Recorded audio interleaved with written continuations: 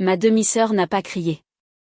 Elle m'a regardé droit dans les yeux, calme et sûre d'elle, et a dit, « Tu es trop toxique. Sors d'ici. » La pièce est devenue silencieuse. Ma mère a évité mon regard. Mon beau-père n'a pas dit un mot. Alors, je me suis levée, j'ai pris mon sac à main et je suis partie sans discuter. Je ne me suis pas défendue. Je n'ai pas supplié. Je suis simplement partie.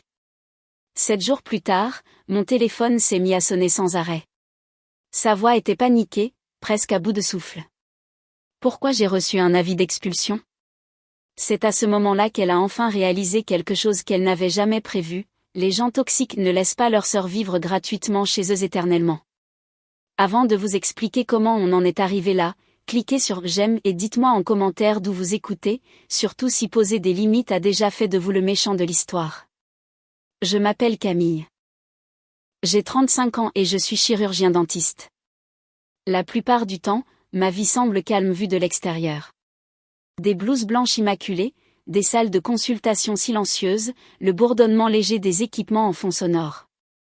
Les gens me disent souvent que j'ai l'air posé, que je gère. Ce qu'ils ne voient pas, c'est à quel point ce calme a été construit en apprenant à ravaler mon inconfort sans faire un bruit. Ma famille n'a pas toujours été comme ça. Quand mon père biologique est décédé, tout a changé doucement, comme des meubles qu'on déplace dans le noir. Ma mère s'est remariée quelques années plus tard. C'est comme ça que mon beau-père est entré dans nos vies, avec sa fille, ma demi-sœur. Sur le papier, nous sommes devenus une famille recomposée. Dans la vraie vie, cela ressemblait plus à un numéro d'équilibriste qui ne s'est jamais vraiment stabilisé. En grandissant, j'ai vite appris que j'étais celle qui était capable, la responsable, celle qui n'avait besoin de rien. S'il fallait gérer quelque chose, ça retombait généralement sur moi. Pas parce que quelqu'un le disait à voix haute, mais parce que je ne me plaignais pas quand ça arrivait. J'ai fait mes études, construit ma carrière, payé mes factures. L'indépendance est devenue mon mode par défaut. La personne qui me donnait l'impression d'exister, c'était ma grand-mère. Elle avait ce petit appartement en ville, dans un vieux quartier de Lyon. Rien de luxueux, mais chaleureux d'une manière qui comptait. L'odeur des vieux livres. Des rideaux épais qui laissaient entrer la lumière de l'après-midi juste comme il faut. Elle disait toujours qu'un endroit devait donner l'impression qu'il vous attendait. À sa mort, cet appartement m'est revenu, non pas comme un trophée, mais comme une responsabilité, quelque chose qu'elle me confiait. À l'époque, ma demi-sœur, Manon, était en difficulté. Nouvelle relation, finances instables, beaucoup de grands rêves et très peu de planification. Ma mère a présenté la chose doucement, c'était juste temporaire, juste le temps qu'il se retourne. L'appartement était vide de toute façon. La famille aide la famille, n'est-ce pas ? Alors, j'ai dit oui. Au début, cela semblait raisonnable. Je n'avais pas besoin de ce revenu locatif immédiatement. Je gérais mon propre crédit immobilier, je suivais mes comptes, je jonglais avec les dépenses quotidiennes. La laisser vivre là gratuitement semblait être la chose gentille à faire. Je me suis dit que c'était du court terme. 1 an, peut-être moins. Mais les mois ont passé, puis d'autres mois. Les conversations sur les échéances sont devenues vagues. Les demandes ont cessé de ressembler à des demandes. Les factures d'électricité étaient payées, mais tout le reste, les réparations, l'entretien, les petits frais imprévus finissaient toujours par me revenir. Et chaque fois que je ressentais une lueur de doute, je la refoulais. Je ne voulais pas être la difficile, l'égoïste. Avec le recul, c'était ça le schéma. Je donnais silencieusement. Ils prenaient confortablement. Et plus cela devenait normal pour eux, moins cela me semblait normal à moi. Je n'avais juste pas encore réalisé à quel point ce silence allait me coûter cher. Les choses n'ont pas explosé d'un coup. Ça n'arrive jamais comme ça. Ça s'étire. Ça rampe. Ça se déguise en conversation normale jusqu'au jour où vous réalisez que vous êtes déjà au milieu de quelque chose de laid. Ça a commencé par des remarques, des petites. Ma demi-sœur m'envoyait des messages du genre « On aura peut-être besoin d'un coup de main pour quelques trucs ce mois-ci », sans jamais dire quel truc. Quand je demandais, elle répondait des heures plus tard avec une liste qui ressemblait plus à des attentes qu'à des demandes. Des réparations, des meubles, une petite rénovation qu'elle estimait que l'appartement méritait. J'ai remarqué qu'elle n'utilisait plus des mots comme « si » ou « peut-être ». Puis, les discussions sur le mariage ont commencé. Au début, c'était juste de l'excitation. Les lieux qu'elle aimait, les couleurs qu'elle envisageait. J'écoutais, j'acquiesçais, j'offrais des réponses neutres pendant que je passais du fil dentaire à mes patients ou que j'étais coincé dans les bouchons après de longues journées. Puis les chiffres ont commencé à flotter dans la conversation, arrondis, décontractés, comme s'il s'agissait de la météo et non de réalité financière. Et chaque fois que j'hésitais, ma mère apaisait les choses. Elle est juste stressée, disait-elle. Tu sais comment sont les mariages. Je me disais que j'imaginais la pression, que personne ne s'attendait vraiment à ce que je porte ça, jusqu'au dîner. Ma mère m'a invité, a dit que ce serait sympa de s'asseoir tous ensemble. Pas d'ordre du jour, juste la famille. Quand je suis entrée, il y avait des couverts en plus sur la table, des gens que je ne connaissais pas, la future belle famille de ma demi-sœur. J'aurais dû faire demi-tour à ce moment-là. Au lieu de ça, j'ai souri et j'ai enlevé mon manteau. Le dîner semblait mis en scène. Des compliments dirigés vers moi, des questions sur mon travail, sur ma réussite financière, le genre d'attention qui vous crispe les épaules parce que vous sentez la demande arriver avant qu'elle ne soit formulée. Et puis c'est arrivé. Ma demi-sœur s'est éclaircie la gorge et a lancé le plan. Pas juste le mariage, mais la vision. Ce à quoi ça devait ressembler, ce que ça devait faire ressentir, ce que ça méritait d'être. Elle parlait chiffres sans cligner des yeux. Quand elle s'est finalement tournée vers moi, son sourire n'atteignait pas ses yeux. J'ai dit que je voulais aider. J'ai dit que je ne pouvais simplement pas être responsable de tout, que j'avais des limites. C'est là que l'atmosphère a changé. Elle a ri, pas un rire de plaisanterie, un rire méprisant. Quelqu'un à l'autre bout de la table a fait un commentaire sur la facilité que ça devait être pour moi. Mon beau-père est intervenu, me rappelant à quel point la famille m'avait soutenu au fil des ans. Ma mère est restée silencieuse. Ce silence semblait plus bruyant que tout le reste. J'ai essayé d'expliquer calmement, soigneusement. C'est là que ma demi-sœur s'est penchée en arrière, a croisé les bras et l'a dit, « Tu es toxique ». Le mot a atterri lourdement, comme s'il avait attendu le bon moment, comme s'il était destiné à me faire taire, pas à lancer une conversation. Et quand j'ai regardé autour de la table, personne ne l'a corrigé. Personne ne m'a défendu. À ce moment-là, j'ai compris quelque chose avec une clarté parfaite. Ce n'était pas une question d'argent. C'était une question de contrôle. Et j'en avais fini de faire semblant de ne pas le voir. Je n'ai pas dormi cette nuit-là, pas parce que j'étais en colère, mais parce que tout prenait enfin sens et que mon cerveau n'arrêtait pas de repasser la scène. Les sourires, la façon dont la conversation avait été dirigée, le silence qui avait suivi quand j'avais été désigné comme le problème. Je continuais d'entendre ce mot dans ma tête, encore et encore, comme s'il avait reprogrammé la façon dont il me voyait. Le lendemain matin, j'ai suivi ma routine en pilote automatique. Douche, café, clé. Mon reflet dans le miroir semblait le même, mais quelque chose en dessous avait changé. Je n'étais plus blessée.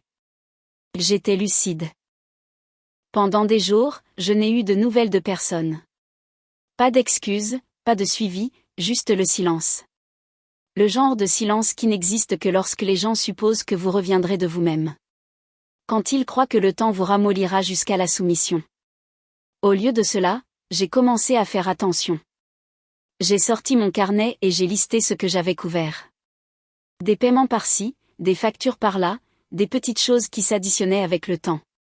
Je ne faisais pas une crise. Je ne complotais pas.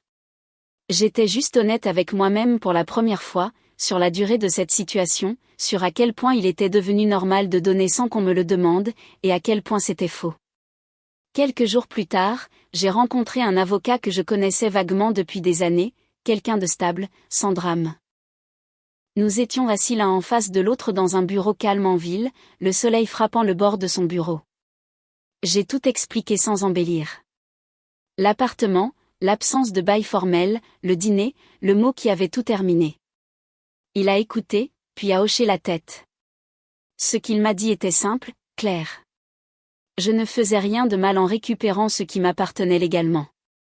Il y avait des étapes, des préavis, des délais.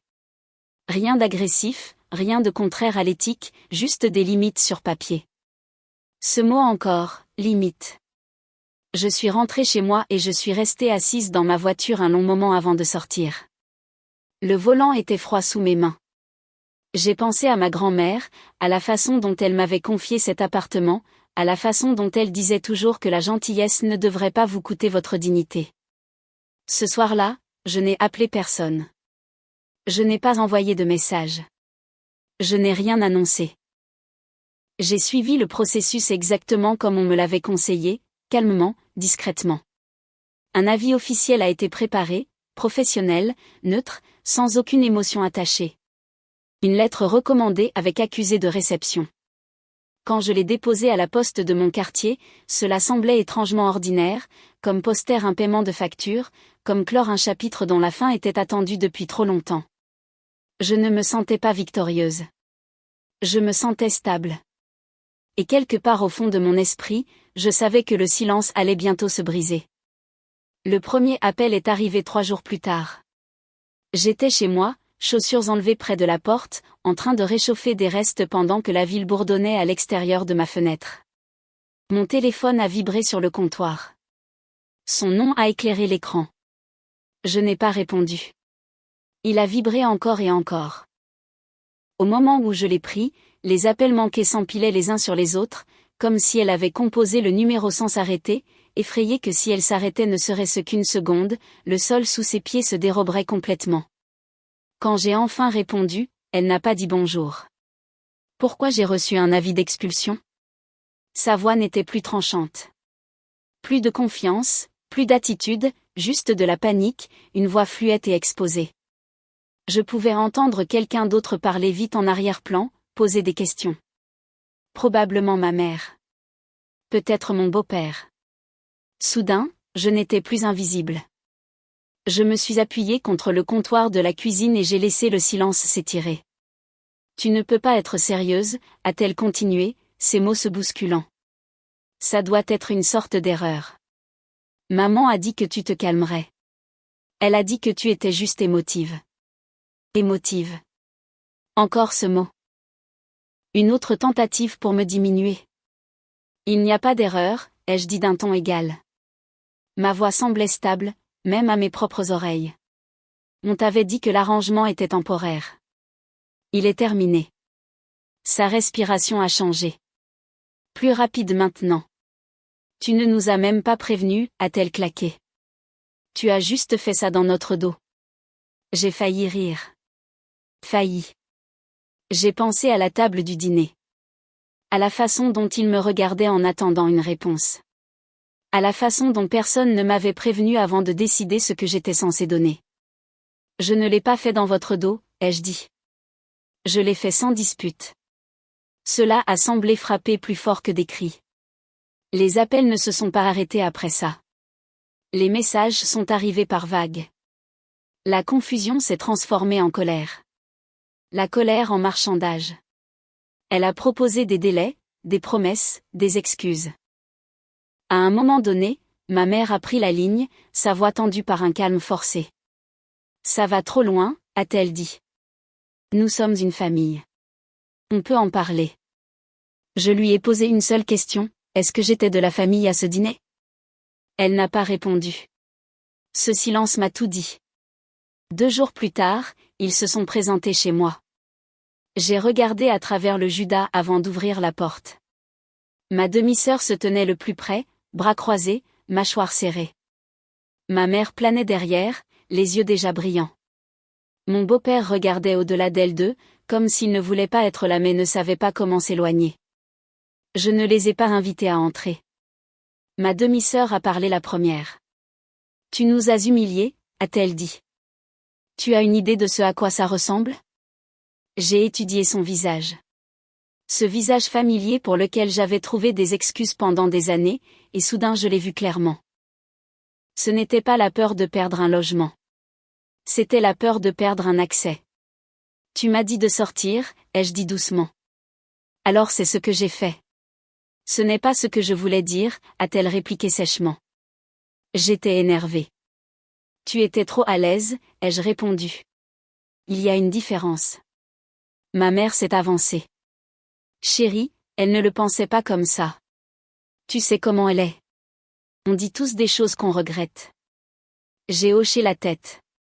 Et nous vivons tous avec les conséquences de ce que nous disons. Mon beau-père s'est éclairci la gorge. Soyons pratiques, a-t-il dit. Tu n'as pas besoin de l'appartement. Tu t'en sors bien. Pourquoi rendre ça plus difficile que nécessaire? Cette phrase a atterri plus lourdement que toutes les autres parce qu'elle disait enfin tout haut la partie silencieuse. Je l'ai regardée et j'ai senti quelque chose en moi se stabiliser complètement. Ce n'est pas une question de besoin, ai-je dit. C'est une question de propriété et de respect. Ma demi-sœur a ricané. Et alors? Tu nous punis maintenant? J'ai secoué la tête. Non, je me retire. Elle m'a fixé comme si elle essayait de recalibrer la situation pour trouver le bon levier. Puis sa voix est retombée, tranchante à nouveau. Tu es toxique. C'était là. Le mot auquel elle s'accrochait comme à une arme. Je n'ai pas bronché. Les gens toxiques, ai-je dit lentement, ne permettent pas à leurs sœurs de vivre gratuitement dans leurs appartements. Les mots ne sont pas sortis avec colère. Ils sont sortis comme une sentence finale. Pendant un instant, personne n'a parlé. La bouche de ma mère s'est ouverte, puis refermée. Mon beau-père a regardé ses chaussures.